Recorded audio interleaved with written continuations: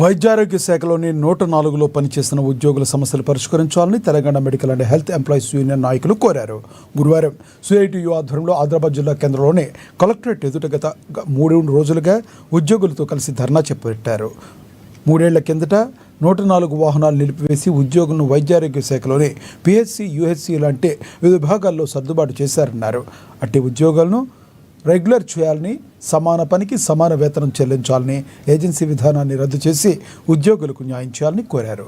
ప్రభుత్వం తమ ప్రభుత్వ సమస్యలను పరిష్కరించే వరకు పోరాడతామని తెలియజేశారు.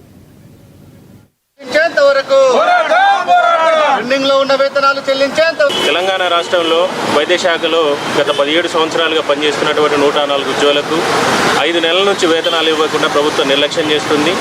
17 సంవత్సరాల నుంచి పనిచేస్తున్నటువంటి ఉద్యోగులకు ఇందులో వివిధ క్యాడర్లలో ఉన్నారు. వీళ్ళందరికీ కంటిన్యూయేషన్ ఆర్డర్ ఇవ్వకుండా తాత్సారం చేస్తుంది. ప్రభుత్వం వెంటనే స్పందించాల్సినటువంటి అవసరం ఉంది. చాలాసార్లు మంత్రులను, ఎమ్మెల్యేలను, ప్రభుత్వ అధికారులను కలిసినా పట్టించుకోవట్లేదు. సంబంధించినటువంటి బడ్జెట్ విడుదల చేస్తలేదు.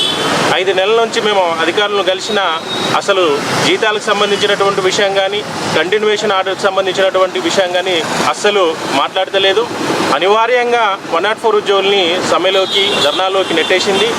ఇప్పుడు ప్రస్తుత పరిస్థితి 5 నెలల వేతనాలు కంటిన్యూయేషన్ ఆర్డర్స్ ఇచ్చేంత వరకు పోరాటం చేయాలని చెప్పేసి నిర్ణయించాం.